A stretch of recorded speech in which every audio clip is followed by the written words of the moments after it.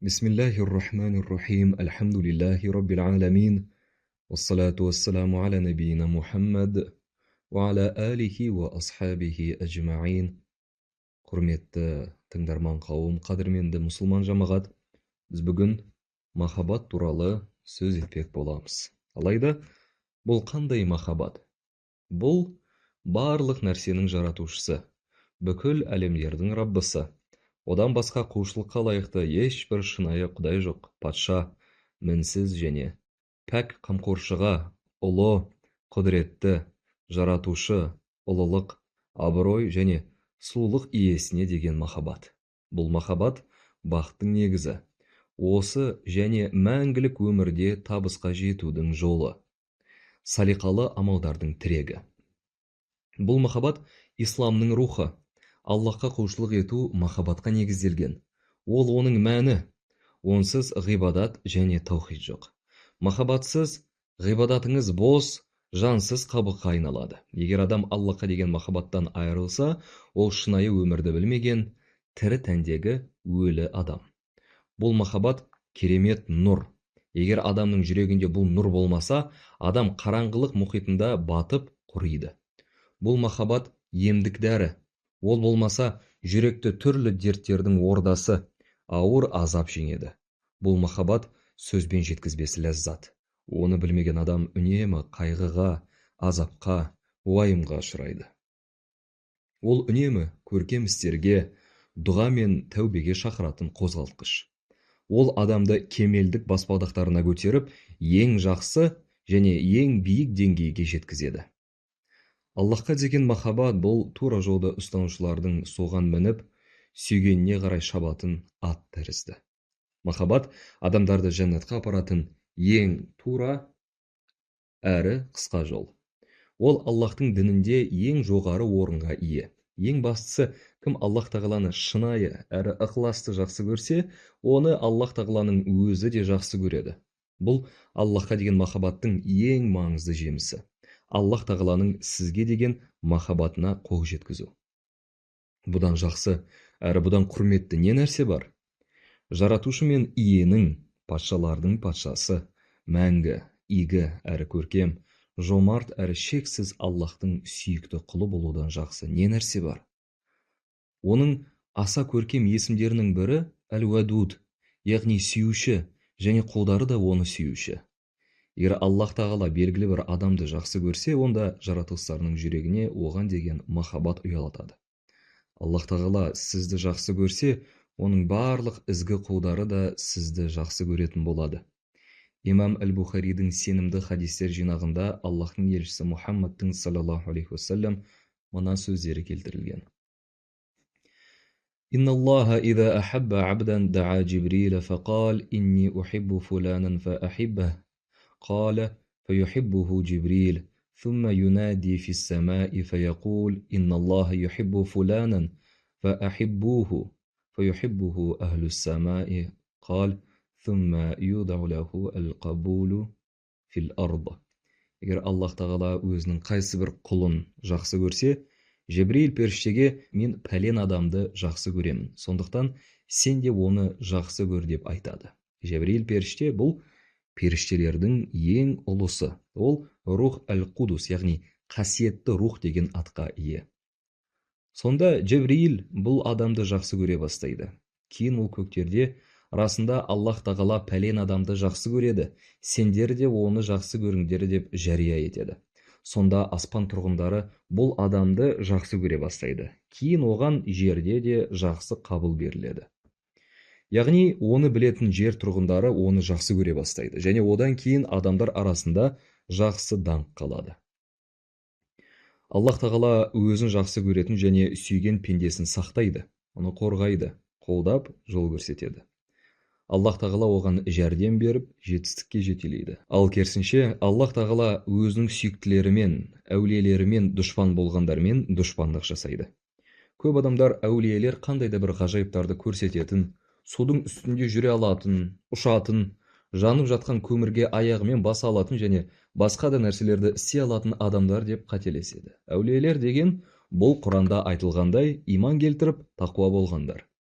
әрбір мумин әрі тақуа адам Аллахтың әулиелеріне жатады. Мұндай адамдар Аллахты шын жақсы көреді және Аллах та оларды жақсы көреді. Хадисте Аллах тағаланың былай дегені хабарланады: "Ман аада ли валиян фақад аазантуху бил харб, ва ма тақарраба илайя абди бишайин ахабба илайя мимма афтарадтуху алейх, ва ла язалу абди ятақаррабу илайя бин навафили хатта ухиббах, ва иза ахбабтуху кунту сам'аху алладhi ясмa'у бих, ва басаруху алладhi юбсиру бих, ва ядаху аллати ябтишу биха, ва риджлаху аллати ямши биха. ولئن سألني لأعطينه ولئن استعاذني لأعيذنه." Кім менің әулиеме дұшпандық жасаса, мен оған соғыс жариялаймын. Менің құлымның маған жақындауының ең жақсы жолы мен оған жүктеген парыздарды орындауы. Кейін құл мен оны жақсы көрмейінше қосымша сауапты нәпіл амалдарды жасап, маған жақындауын тоқтатпайды. Ал егер мен оны жақсы көрсем, онда оның еститін құлағы, көретін көзі, ұстайтын қолы, жүретін аяғы боламын. Егер ол менен сұраса, мен оған беремін, ал егер ол менің қорғауыма жүгінсе, мен оны қорғаймын. Хадисті Әл-Бухари жеткізген.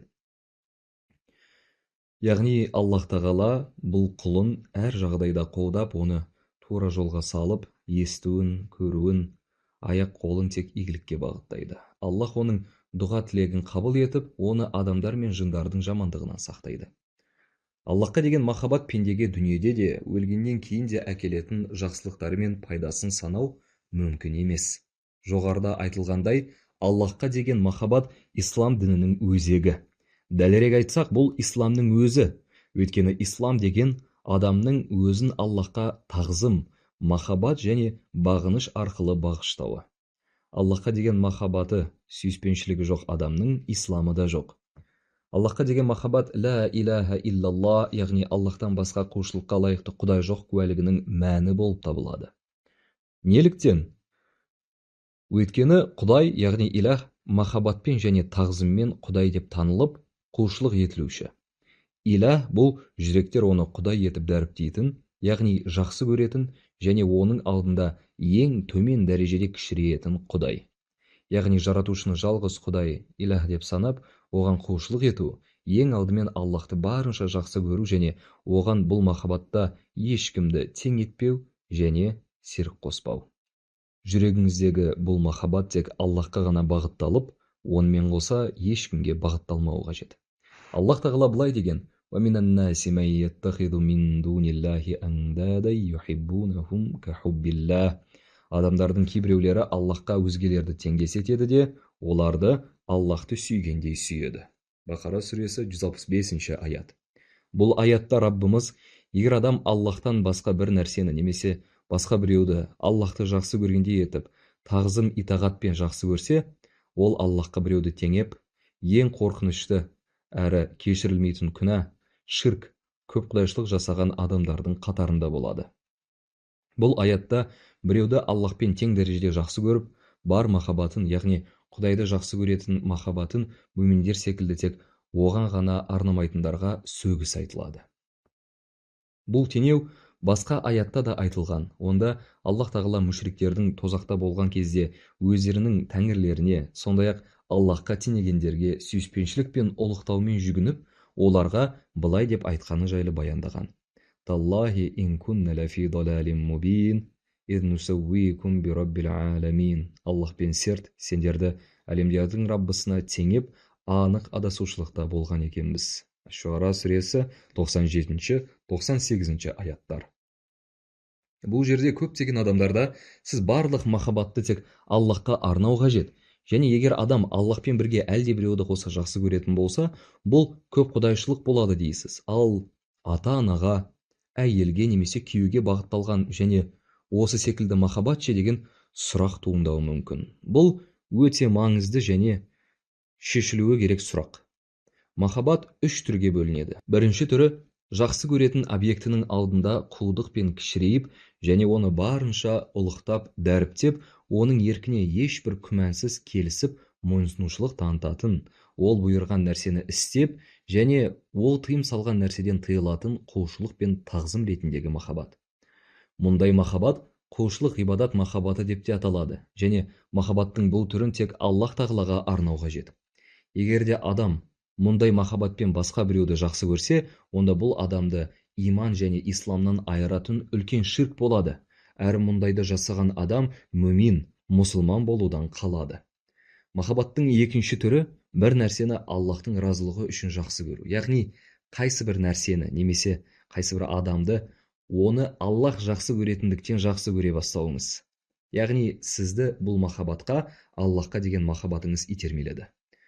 Бұған Аллах жақсы көретін адамдарға, яғни пайғамбарларға, салиқалы және тақуа адамдарға, Аллах жақсы көретін амалдарға, яғни намаз, зекет, адамдарға жақсылық жасау. Аллах жақсы көретін мекендер мен уақыттарға, мысалы, Меккеге, Қағбаға, Рамазан айына деген махаббат жатады. Мұндай махаббат өздігінше дербес емес, ол махаббаттың бірінші түрі, яғни Аллахқа деген махаббатқа тікелей байланысты, әрі оған толығымен бағынышты. Махаббаттың үшінші түрі бұл табиғи махаббат. Махаббаттың бұл түрі тыйым салынбаған. Мұндай махаббатпен біз ата-анамызды, балаларымызды, бізге жақсылық жасайтын адамдарды, әйелді, күйеуімізді жақсы көреміз.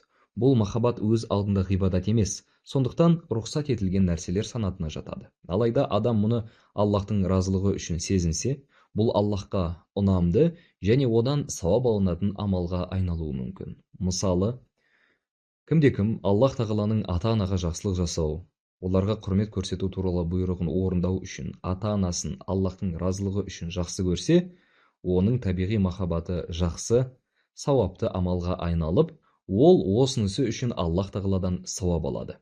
Екінші жағынан, бұл табиғи махаббат рұқсат етілгеннің шегінен шықпауы және адамның жүрегінде Аллахтың махаббатымен жарыспауы керек. Көптеген адамдар Аллахты жақсы көремін деп айтатындарын айта кету қажет.